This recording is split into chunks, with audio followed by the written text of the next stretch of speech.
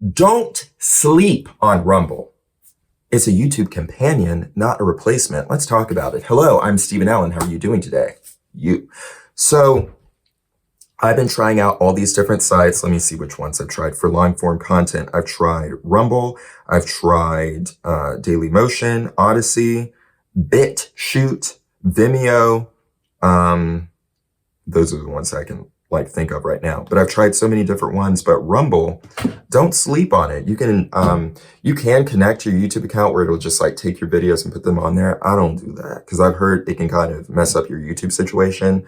But also I don't connect my social media to other social media if I can avoid it. I'll list it. I'll say, this is my site. But if they want you to log in and connect it, especially TikTok, don't do it with that one. Although I don't know how long TikTok is going to be a thing. TikTok. Because they got BAN or it got a BAN and they took it down. I think you still can't download it from the App Store. Let me check. Today is the 23rd that I'm recording this. Let's see. TikTok. Yeah, you still can't download it. But if you have TikTok already, you're fine. Let me see if you can download CapCut. Because you can use CapCut again. For a while, you couldn't. No, anything by ByteDance, you can't download it. It's removed from the App Store. I've heard that you can get it in other ways, but I'm not going to talk about that here because I don't even know if you can talk about that. Because if you give tutorials on stuff you're not supposed to do or that they don't want you to do, you can have your video taken away or your account taken away. So I don't want to have that issue. But especially on my main account. But don't sleep on Rumble. I know that people consider Rumble a competitor of YouTube, a versus type of situation. So YouTube, don't view it that way. YouTube, you're great. I like you, YouTube. You're amazing. YouTube, you're amazing. But the algorithm hears that kind of stuff because they scan your video. But anyway, Rumble, I've gotten more views on Rumble than YouTube with these videos I'm posting recently. It does take me a while to upload to the different platforms, especially all those that I was testing out. I just put a few videos on the others, but Rumble, I put my whole recent catalog, not the back catalog. So the ones that I've been posting since January 1st, I've also put on Rumble. What I like about Rumble is that you can create one account. I have it under Prillen, and then you can create a bunch of channels, which I wish I wish YouTube did that, where you could have a network. Or a network, which they did have YouTube networks, but you could create a user maybe you create a company name and then you have a bunch of channels under it, kind of like you're a station, with traditional cable, because you have a bunch of channels. Because it used to be people would just have one channel and post everything there, but now you really do need to focus with each channel. But what is it called? Rumble, you can create a different, I'm sliding down, and that is what I'm sitting on making that noise. But with Rumble, you can create an account for each channel, each niche, a separate email, but they have it set up where you can just create one and then have a bunch of channels. Now, if you get one channel has issues and it gets deleted, it might affect everything else, but I feel like this is an alternative site and I don't know how it's going to work. So I'm kind of okay with trying it out that way. Also, it's supposed to be more relaxed with their rules and everything, but they still do have guidelines. So you want to read the guidelines of anything you're posting to, but their customer service is great. Pause. Resume. I like this pause feature. I needed to get up and get a cookie. I felt like my stomach was about to growl. If I didn't have a cookie or something to snack on, it would have been every 2 seconds. So I'll eat after this. I'm always saying that. I wanted to talk about the customer service with Rumble.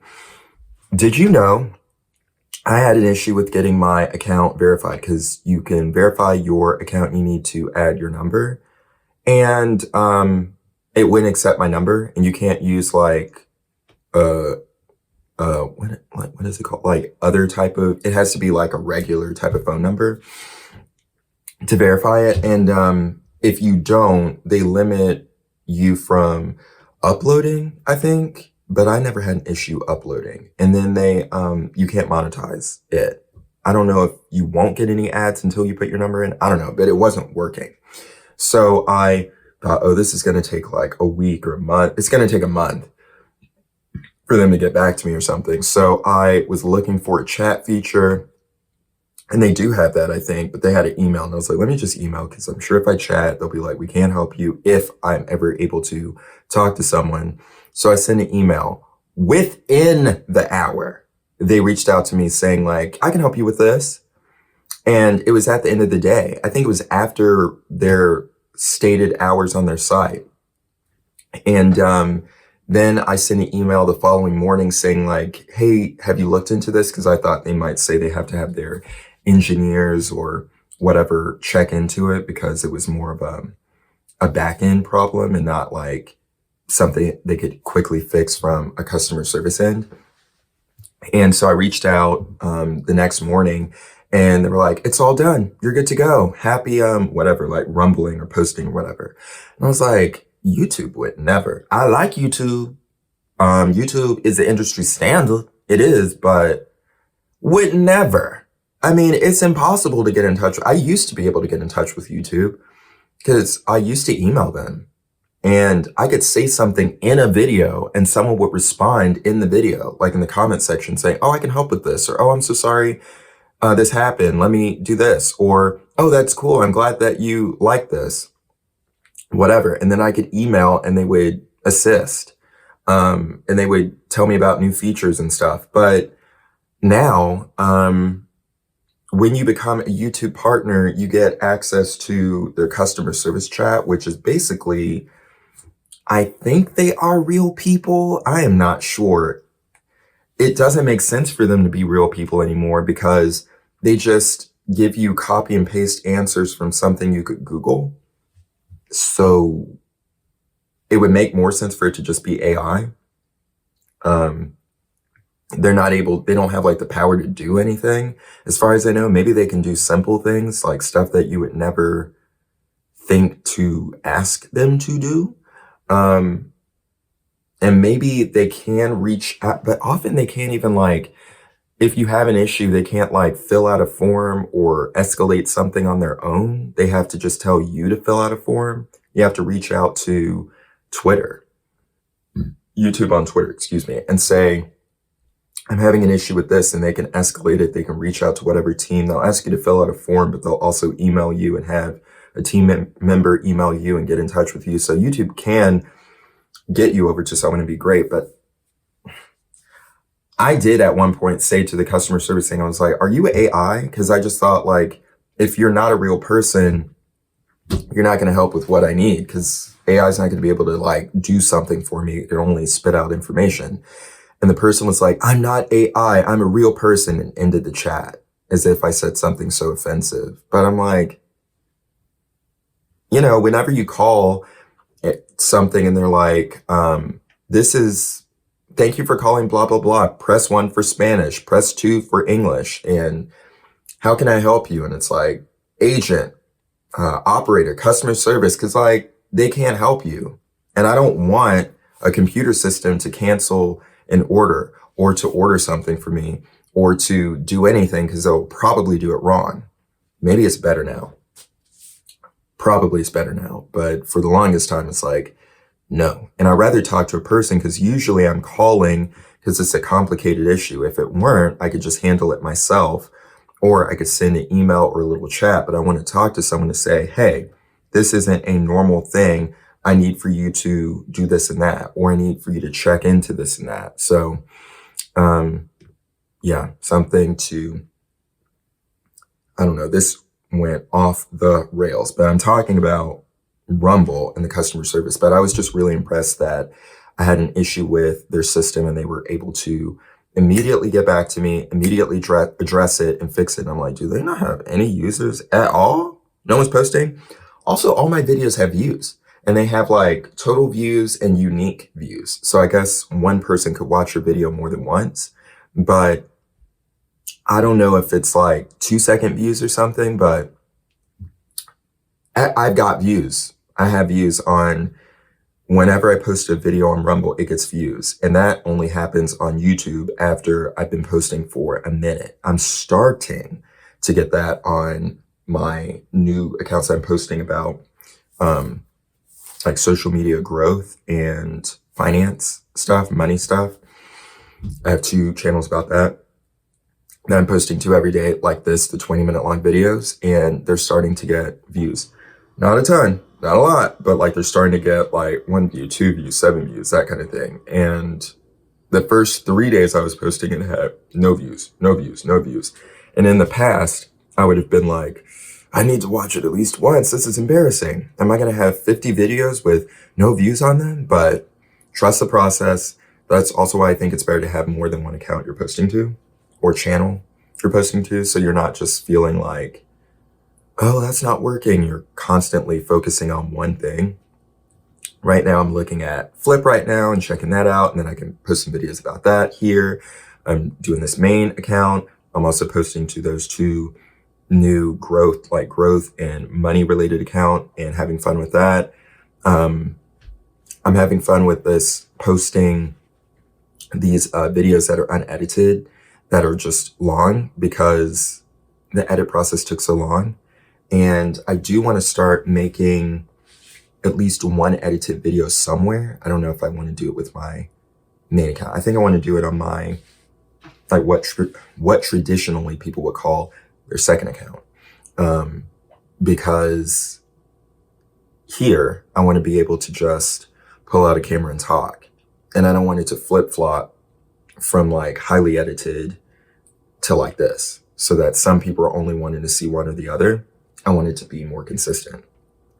So I can walk and talk. I can have just a camera here and talk, whatever. Maybe I can sometimes add in a few things, but I don't think I ever want this to be like, or at least for now, if I ever say I'm only posting to one account, then maybe I would start doing some stuff differently here.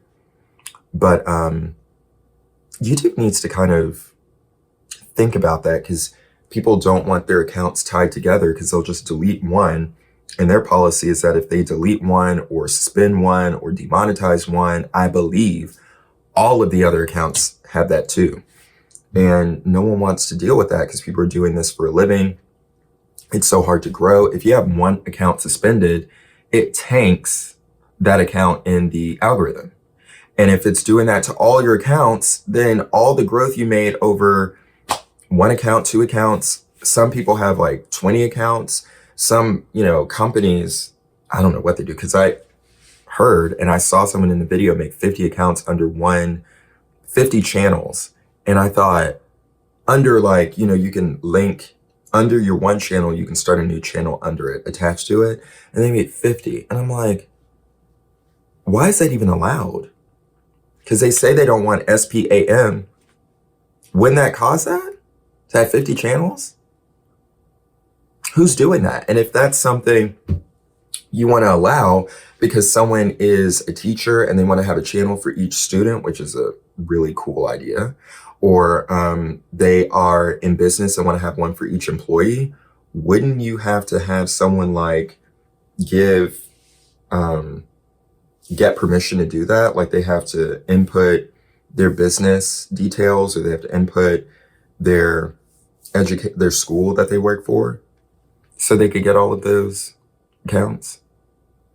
It'd be interesting to start a YouTube channel. I'm not a teacher. I don't want to be a teacher, but it would be interesting to start a YouTube channel, or I guess a Rumble too, and for each year. So you say my last name is Allen. So Mr. Allen, don't call me that. That makes you sound elderly, old. But anyway, Mr. Allen, 2000, maybe the year. So 2025, for whatever grade, 6th grade, 7th grade, you start a channel. And then under that channel, you create a channel for each student. Each student is going to be uploading videos, and maybe they are private, unlisted, so you can view it, and so the other students in the class can view it. And that's how you, for Spanish class or French class, each student has to post a video every day of them talking in Spanish or French for 5 minutes, stumbling around. And then you just review the video. Honestly, that would be amazing. I wonder if some teachers are doing that. Let me know in the comments if you know anyone doing that. Or English class having like an oral essay.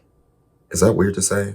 No, like oral report. I was like, is my mind in the gutter? But anyway, like you talk about the book, and it's so much easier to just talk about it because maybe the teacher wants to know, like, what do you think about this book? It doesn't need to be formal writing. I just want you to give a report on what your thoughts are. Or maybe you read the book and your homework is just to talk about that chapter for 5 minutes. Or, yeah, I was like even thinking like math class, maybe you have the camera pointed at the paper and you're solving the problem, and then you post that. And then the teacher is able to grade it from the video and be easier for the teacher to watch it in 2x speed and review what you're saying. You're able to practice your speech and everything. And it's unlisted, so you don't have to worry about like, you know, people seeing it or being embarrassed or whatever. And then the gift to you is that they turn it into a brand account. I can talk about that in another video of like how to do it or why that's important. But in order to detach a channel, you have to turn it into a brand account. So you make it a brand account, and then at the end of the year, when they graduate from your class, like you pass them out, you give them the channel. That's their gift, your gift to the student as a teacher. They pass the class and you give it to them, and then they can use that channel to grow with. They can make the videos public. They can do whatever they want with it. And then there they go. That would be really good. I don't know if anyone's doing that, but that would make sense for the 50 or 30 accounts or whatever you can make. And then if you're a business as an employee, I guess if the person stopped working there, you would just delete the channel, probably like download the videos and delete the channel or something. I don't know. But I just mean as a educator, it seems like that would be a really cool, useful tool. I know there's stuff outside of YouTube, but it's just so, YouTube is just so omni, it's so everywhere. So I just thought, just thinking out loud right now, that would be a really cool idea, especially for language. And that's what I want to do. I want to practice languages like French and Spanish. I started 2 channels for French and Spanish, and I want to practice that, but I'm interested in other languages too. And I thought, if I start posting videos where I'm like reading in French or Spanish, stumbling around words, and it's fine. I just want it to be like a learning process and growing that way. Like myself. The channel can grow, but honestly, who cares? Getting monetized or getting views or whatever, I do want some, because I want people to be like, you said that wrong, or say it this way. And I'm like, even if people wanted to be rude, I'm still able to like see things and hear things. I used to put my phone used to be exclusively in French, but now I do so much with my phone, I don't do that.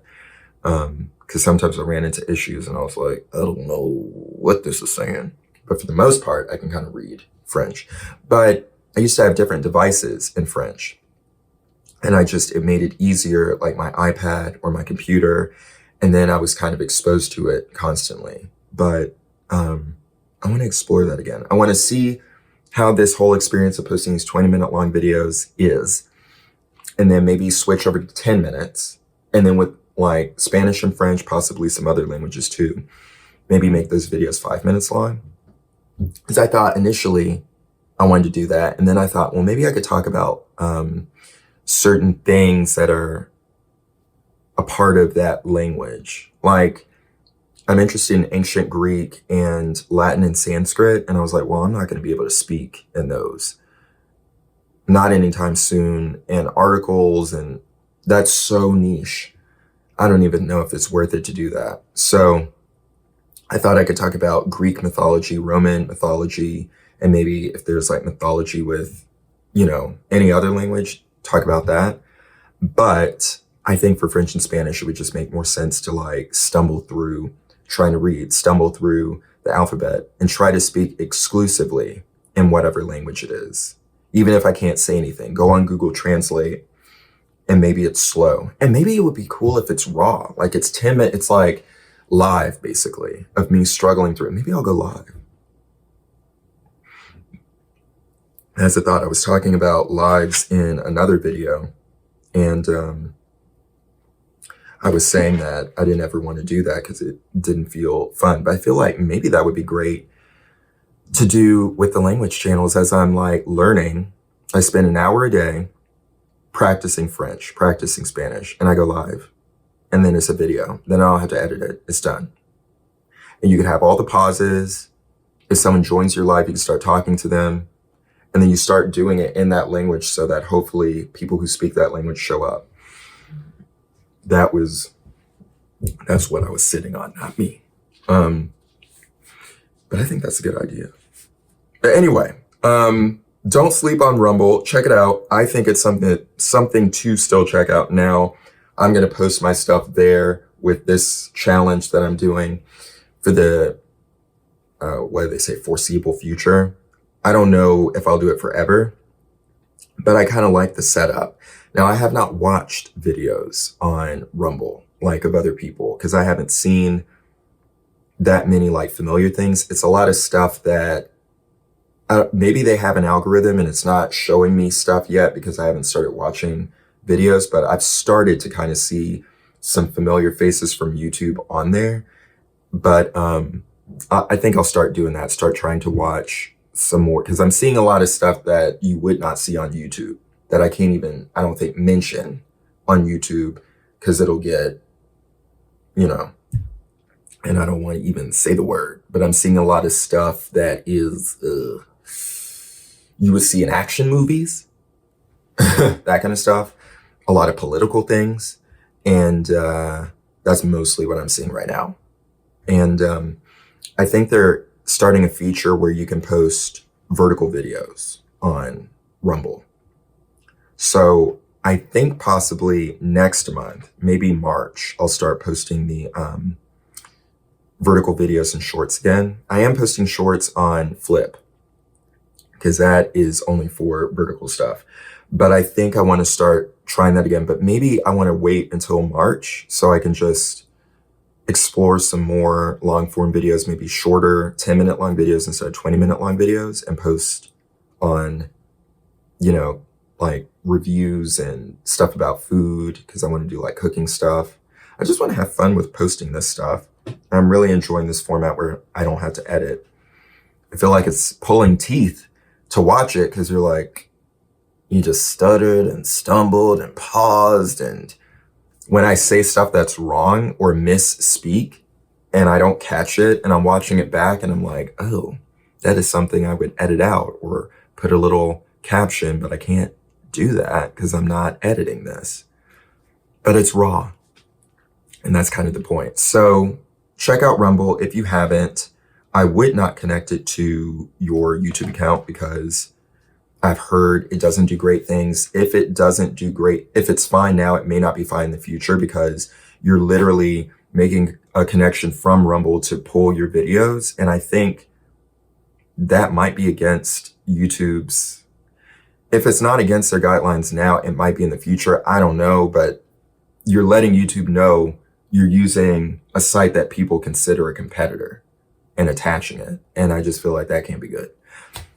Probably isn't good to talk about it either, but I don't think it's a competitor. I think it's just, what did I say? A companion. I think it's a friend. I think they're good together.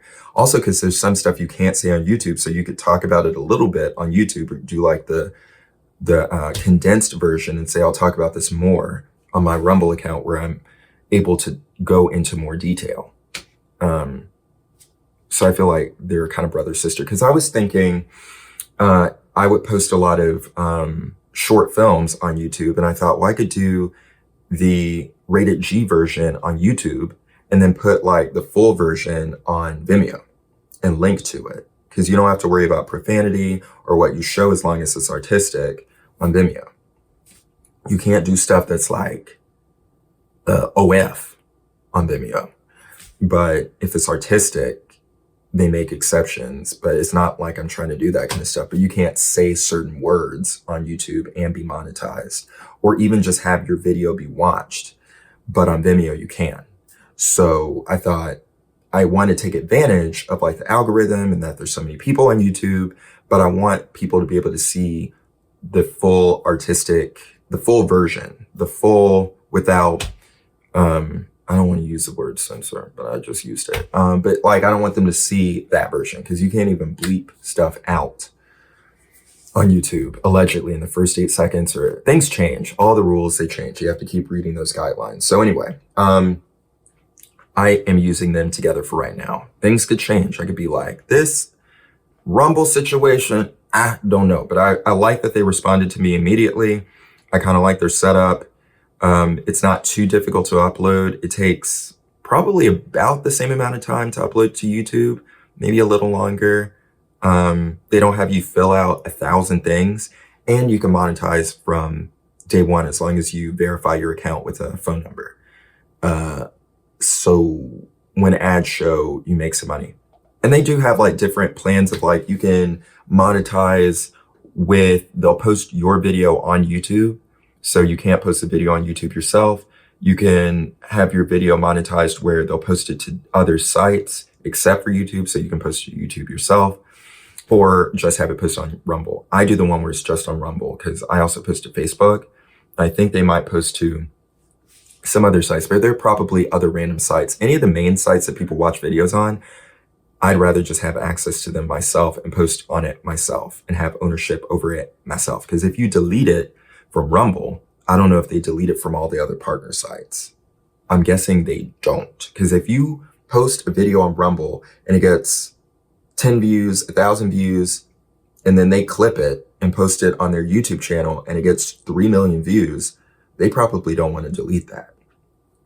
Or it may take them longer. You might have to like request for them to do it. Not saying they won't, because they probably would, but companies change, customer service people change, rules change. They may say like, you're giving us permission to post wherever we want forever. We don't own your material. You still get paid, but we get to make the decision of where it goes and how long it can stay there. They may make that a rule in the future. It may be one now.